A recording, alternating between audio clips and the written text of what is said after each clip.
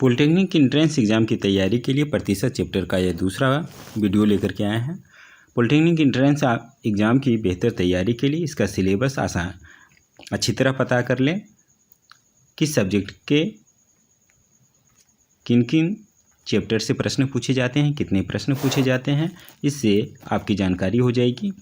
Previous year का question ज़रूर देख लें और प्रैक्टिस अधिक से अधिक करें।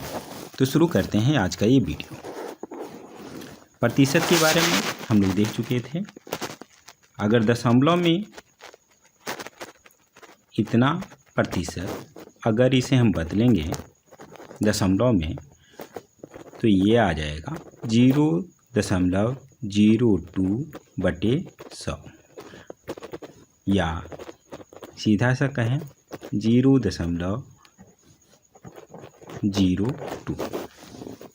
या प्रतिशत हटाने के बाद में दशमलव के बाद 2 अंक और बढ़ गया।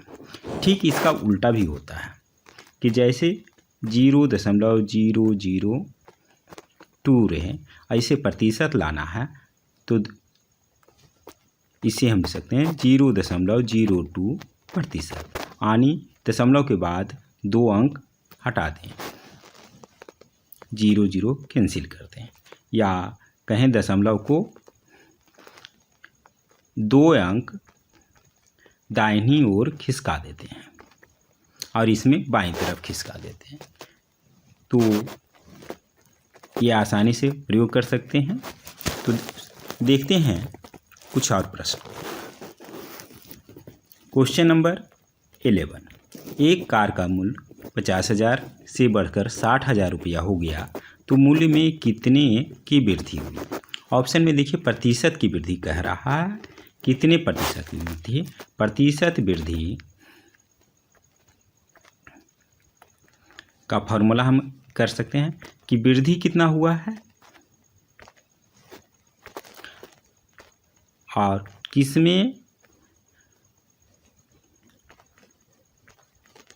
मूल्य, किस मूल्य में उसमें वृद्धि हुआ है, इंटू 100 और इसमें प्रतिशत। ठीक इसी प्रकार से आप लिख सकते हैं। तो वृद्धि कितने रुपये का हो गया? 50,000 से बढ़कर 60,000 हो गया, यानी 10,000 की वृद्धि हुई है। किसमें से? 50,000 में से वृद्धि हुई है, इंटू 100 और प्रतिशत काट दें 20%, अर्थात कार के मूल्य में से 20% की वृद्धि हुई, जो कि ऑप्शन बी में है। ऑप्शन बी इसका सही आंसर होगा। Question number 12। एक चुनाव में एक उम्मीदवार दूसरे उम्मीदवार से 5,400 वोटों से हार जाता है, जबकि उसे 41% वोट प्राप्त होता है। डाले गए कुल वोटों की संख्या है। देखिए, जब 2 उम्मीदवार थे तो पहला को जब 41% आया तो दूसरे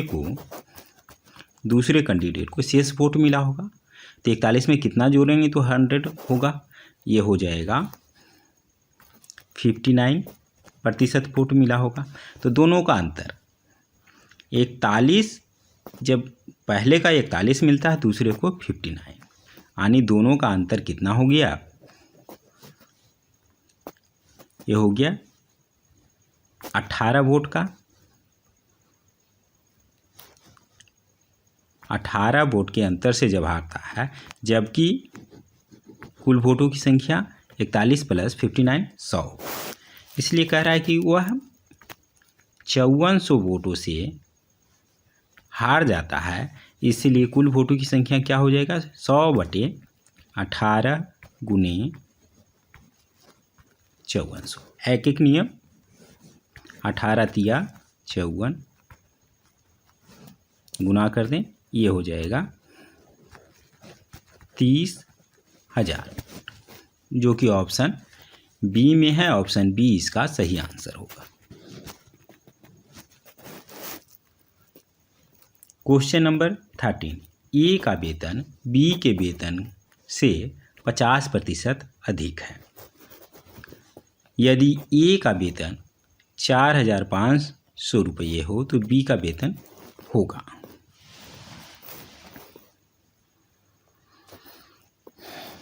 अब देखिए, मान लिया कि बी के वेतन से 50% अधिक है। मान लिया कि बी का वेतन 100 रुपये, तो कह रहा है कि ए का वेतन इससे 50% अधिक, अर्थात ए का वेतन 150 रुपया होगा, तभी तो 50% अधिक हो जाएगा। 100 का 50% 50 और 50 अधिक है इससे 100 से, तो 150। तो कह रहा है कि ए का वेतन इतना रुपया हो तो बी का वेतन होगा। ए का वेतन जब 150 रुपया होता है तो बी का वेतन 100 रुपया होगा। इसका 1 होगा तो इसका 100/150 होगा। जब कह रहा है ए का वेतन 4500 रुपये है तो बी का वेतन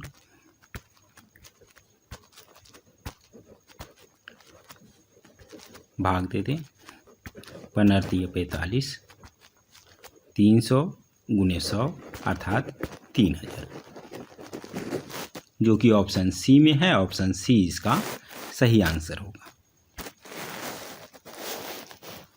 क्वेश्चन नंबर 14, एक वर्ग की भुजा में 20% की कमी की जाए तो उसके क्षेत्रफल में कितने प्रतिशत की कमी हो जाएगी।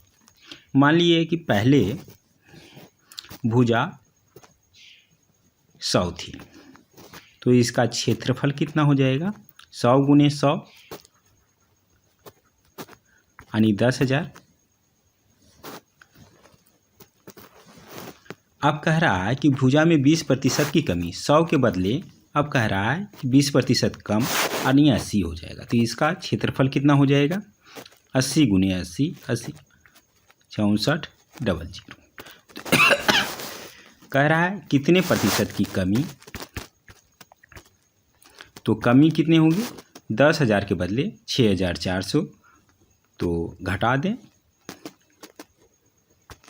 0 0 6 3 3600 की कमी हुई कितना में से, 10,000 में से, इसलिए प्रतिशत कमी 100 से गुना करें और प्रतिशत का सिंपल देते हैं। 2 0 कैंसिल आउट, 2 0 कैंसिल, अर्थात 36% की कमी हुई, जो कि ऑप्शन डी में है। ऑप्शन डी इसका सही आंसर होगा।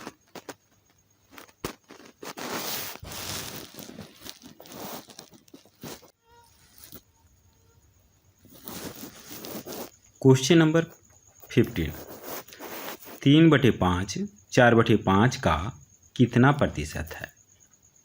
मान लिया कि x प्रतिशत है, तो देखिए 3/5 4/5 का के जगह पे गुना x प्रतिशत है यानी x/100 इसके बराबर है। अब इसे हल करके मान निकाल दें, 5 5 कैंसिल आउट भी कर सकते हैं, तो 25 चौका 100, ये गुने x करेंगे, x 3 × 25 बराबर 75%। ऑप्शन सी में है। ऑप्शन सी इसका सही आंसर होगा।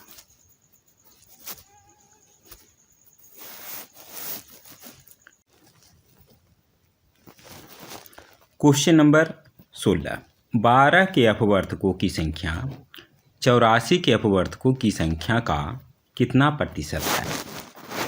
तो इसमें देखिए अपवर्तक के बारे में पूछ रहा है। अपवर्तक हम मस यानी महत्तम समावर्तक निकालने में प्रयोग करते थे, तो ये आना चाहिए उसको परसेंटेज के। आजकल यही है कि 2-3 चैप्टर से रिलेटेड क्वेश्चन मिला करके मिक्स करके क्वेश्चन दिया जा रहा है। तो इस प्रश्न को समझते हैं। 12 के अपवर्तकों की संख्या, तो 12 के अपवर्तक कौन होंगे,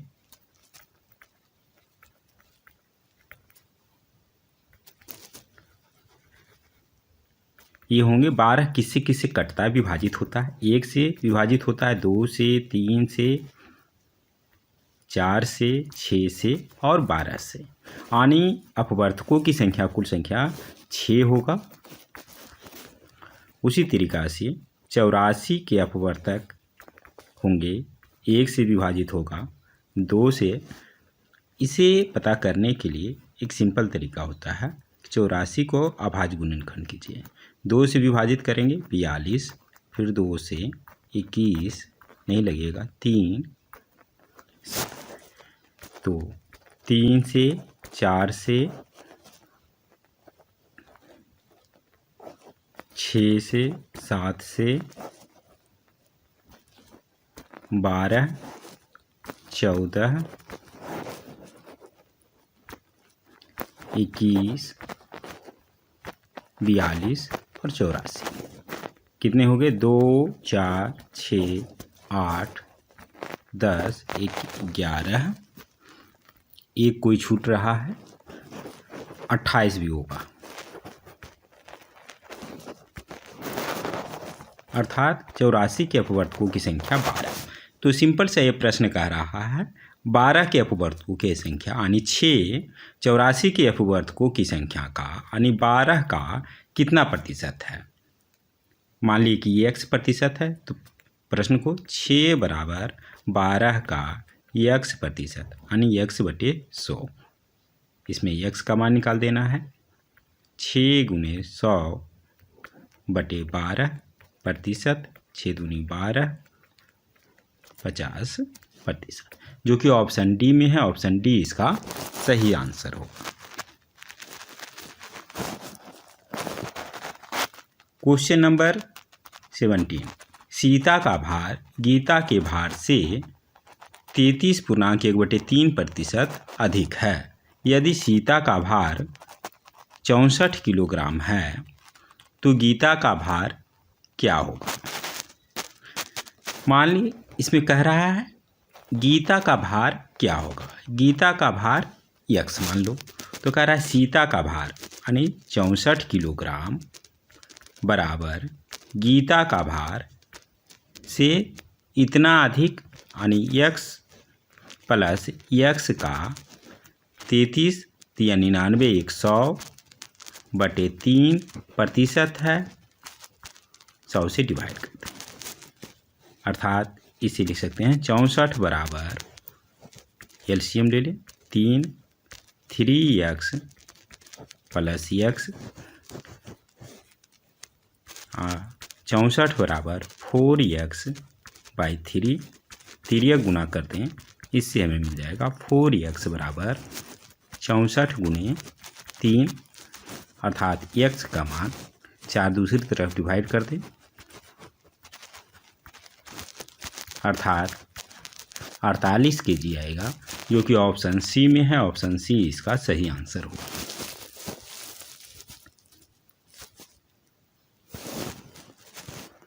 क्वेश्चन नंबर 18, मोहन किसी परीक्षा में 210 अंक प्राप्त करता है लेकिन 30 अंक से फेल कर जाता है। यदि परीक्षा का महत्तम अंक 800 हो तो पास करने के लिए न्यूनतम प्रतिशत कितना है। देखिए 210 अंक प्राप्त करता है लेकिन 30 अंक से फेल कर जाता है, लेकिन अगर कम से कम पास करने के लिए उसको चाहिए था अंक 210 प्लस 30 अंक चाहिए था। ये पास है 800 अंकों में, तो ये कितना प्रतिशत है, इसे 100 से गुना कर दें और प्रतिशत लगा दें,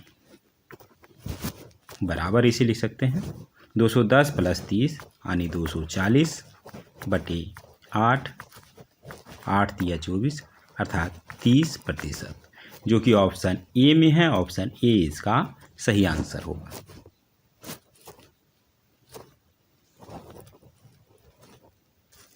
क्वेश्चन नंबर 19, 1 से 100 तक के जुड़वा अभाज्य संख्याओं की संख्या 1 से 100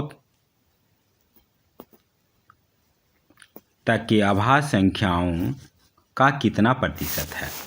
1 से 100 तक के कितने अभाज्य संख्या हैं, सबसे पहले उसको निकालिए।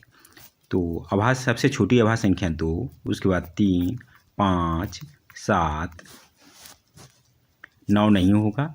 उसके बाद देखिए सबसे आसान तरीका है अभाज्य संख्या निकालने का कि 6 का पहाड़ा आप लिख दीजिए। 6 तो इसके अंदर आ गया, 6 दूनी 12, 6 तिया 18, 6 चौक 24, 6 पचे 30, 6 छः 36, 42, 6 अठे 48, 54, 60। इसके आगे भी आप लिखते जाएं जब तक कि 100 पूरा ना हो जाए। तो लिख सकते हैं 64, 66, 72, 72 छः 78, 78 और 6 84 और 6 90, 90 6 96। इसके बाद 100 से पार। तो देखिए जो भी आवाज़ संख्या हमारी होगी या तो ये 12 से पहले वाला ये एक कम होगा या एक ज़्यादा होगा। तो ये 11 आभास संख्या है, 12 नहीं। 13 भी आभास संख्या होगी, 17, 19, 23, 25 नहीं होगी, काट देते हैं। 29, 31, 35, 37, 35, 7 पचे 35 कट जाता है, ये नहीं होगा। 41, 43, 47, 49, 49 विभाजित हो जाती है। 53, 55, 5 से कट जाती है। 59, 61, 65, 67, 71, 73, 77, 7 से कटता है। 79, 83, 85 कटता है। 89, 91, 95 विभाजित होता है। 97। कुल मिलाकर के जब गिनती करेंगे कितने आभास संख्या हैं 1 से 100 तक के आभास संख्या, तो 1 2 3 4 5 6 7 8 9 10 11 12 13 14 15 16 17 18 19 20 21 22 23 24, ये भी कटेगा 25। यानी टोटल अब 1 से 100 के बीच में आभास संख्या 25 है। अब इसमें देखिए कि 1 से 100 तक के जुड़वा आभास संख्या कौन कौन है। जुड़वा आभास संख्या मतलब जिसके बीच का अंतर सिर्फ 2 का हो, जैसे 3 और 5 अंतर सिर्फ 2 का है।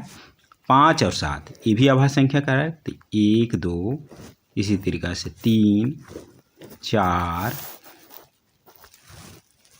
5 6 7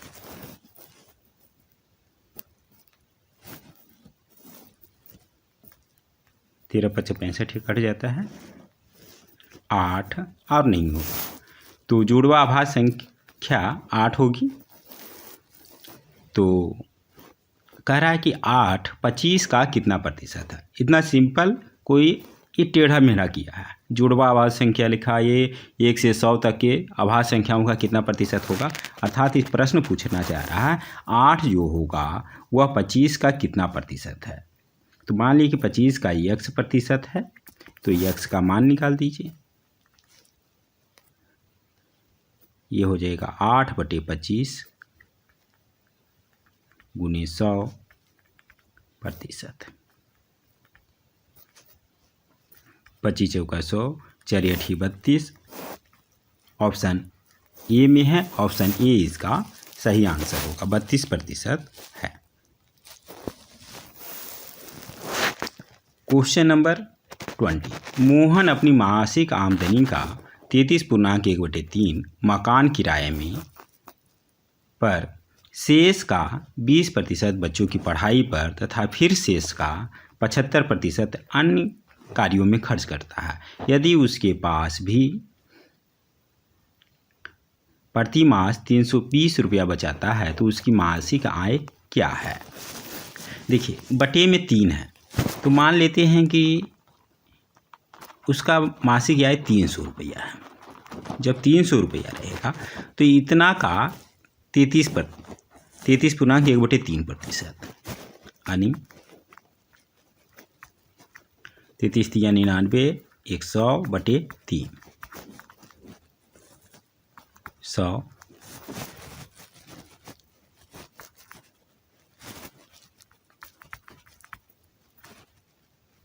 इतना 100 रुपया वो खर्च करता है मकान में। कह रहा है अब शेष का, तो शेष पहले निकाल लें 200 का। इतना का पढ़ाई पे वो खर्च करता है, पढ़ाई पे इसका 20% यानी 20/100।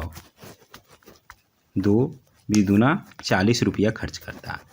200 में फिर 40 रुपया पढ़ाई पे खर्च कर देता है। अब बच गया उसके पास 160 रुपया। 160 का 75% यानी 75/100। 3 4 4 चौक 16, 40 दिया 20 से, यानी 160 रुपया में 120 रुपया खर्च कर देता है अन्य कार्यों पर। तो अब उसके पास कितना बच गया? 40 रुपया। यानी 40 रुपया उसके पास बचता है जब उसका आमदनी लेकर के चले थे 300 रुपया। इसलिए 1 रुपया जब बचेगा 40 से डिवाइड। अब कह रहा है कि प्रश्न में 320 रुपया उसको बचता है, तो 320 से गुना करते हैं। 4 8 32, 8 गुणे 300 रुपया यानी 2400 रुपया उसकी मासिक आमदनी होगी, जो कि ऑप्शन बी में है। ऑप्शन बी इसका सही आंसर होगा।